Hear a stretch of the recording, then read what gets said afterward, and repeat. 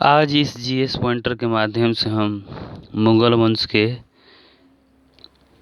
Topic Babar के बारे में अध्ययन करेंगे, यानी कि बाबर से संबंधित जो भी इम्पोर्टेंट क्वेश्चन है उनका हम रिवीजन करेंगे।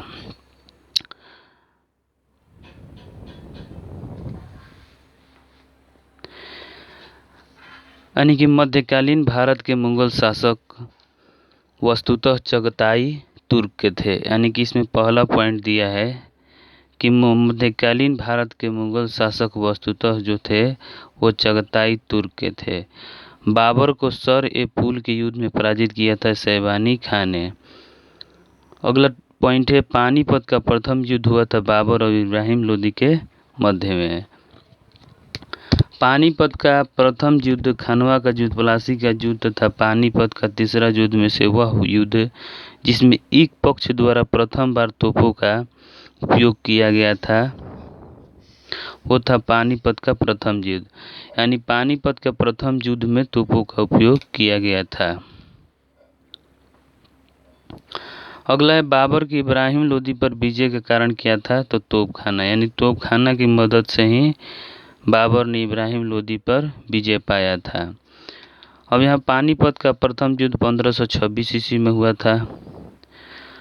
खानवा का युद्ध 1527 ईस्वी में, घाघरा का युद्ध 1529 ईस्वी में, चंदेरी का युद्ध 1528 ईस्वी में। नेक्स्ट पॉइंट है बाबर के भारत में आने के फलस्वरूप क्या हुआ था। यानी कि बाबर के भारत में आने के फलस्वरूप इस क्षेत्र में तिमुरिद राजवंश स्थापित हुआ था। वह युद्ध जिसमें बाबर ने जिहाद की घोषणा की थी वो था खानवा का युद्ध। यानी कि खानवा के युद्ध में बाबर ने जिहाद शब्द की उद्घोषणा की थी। नेक्स्ट पॉइंट है मेवाड़ का राजा जिसे 1527 ईस्वी में खानवा के युद्ध में बाबर ने हराया था वो था आपका राणा कुंभा। बाबर ने सर्वप्रथम बादशाह की पदवी धारण की थी काबुल में। वह मुगल सम्राट जिसके जीवन से धैर्य व संकल्प से सफलता की शिक्षा मिलती है वो है आपको जहरुद्दीन मोहम्मद बाबर के।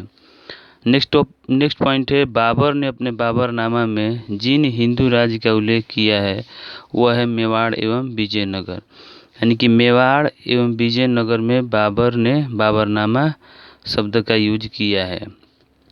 तुजुक ए बाबरी जिसको कि बाबर की आत्मकथा भी कहते हैं वो बाबर ने तुर्की भाषा में लिखा था।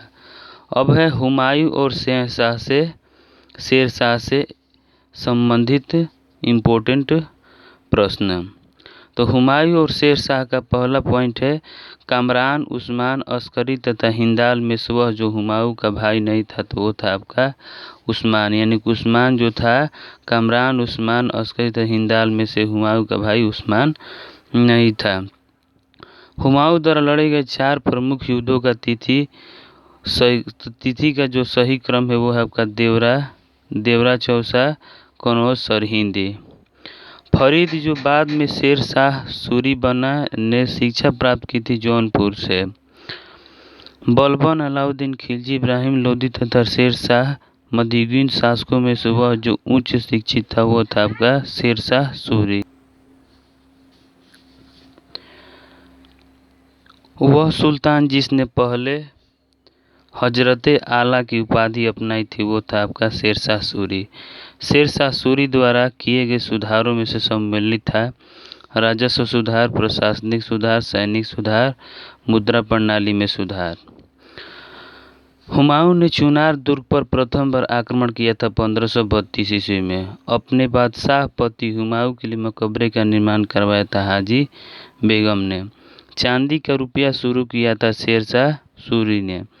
शेरशाह के अंतर्गत तांबे के दाम और चांदी के रुपया का विनिमय दर क्या थी तो 64.1 थी। यानी कि विनिमय दर क्या थी तो 64.1 थी। शेरशाह सूरी की मृत्यु हुई थी कालिंजर में। यानी शेरशाह सूरी की जो मृत्यु हुई थी कालिंजर में हुई थी। मात्र एक मुट्ठी बाजरे के चक्कर में मैंने अपना साम्राज्य खो दिया होता। यह कथन किसका है तो शेरशाह सूरी का है। यानी कि शेरशाह सूरी ने ही कहा था कि मात्र एक मुट्ठी बाजरे के चक्कर में मैंने अपना साम्राज्य खो दिया है। शेरशाह का मकबरा कहाँ है? सासाराम में। शेरशाह ने निर्माण करवाया था दिल्ली की किला या कोहना मस्जिद का। दिल्ली में पुराना किला के भवनों का निर्माण किया था शेरशाह ने, यानी कि दिल्ली में पुराना किला का निर्माण जो किया था वो किया था शेरशाह ने। अगला, कृषकों की सहायता के लिए जिस मध्यकालीन भारतीय शासक ने पट्टा एवं कबूलियत की व्यवस्था प्रारंभ की थी वो थी आपको शेरशाह ने। यानी शेरशाह ने कृषकों की सहायता के लिए जिस मध्यकालीन भारतीय शासक ने पट्टा एवं कबूलियत व्यवस्था यानी कि पट्टा एवं कबूलियत की व्यवस्था का शुरुआत किया था आपको शेरशाह ने। और अंतिम पॉइंट है, शेरशाह का उत्तराधिकारी कौन था? तो इस्लाम शाह। आज के पॉइंट में बस यही, और आज के पॉइंट में मुगल वंश बाबर रहा और हुमायूं और शेरशाह से संबंधित ये इम्पोर्टेंट क्वेश्चन रहे। अगले टॉपिक में हम अकबर और जहांगीर से संबंधित इम्पोर्टेंट प्रश्नों का रिवीजन करेंगे। अगर आप चैनल पे नए हैं तो चैनल को सब्सक्राइब करें। और ये जीएस पॉइंटर का मध्यकालीन भारतीय इतिहास का रेगुलर सीरीज चल रहा है। वीडियो देखने के लिए धन्यवाद।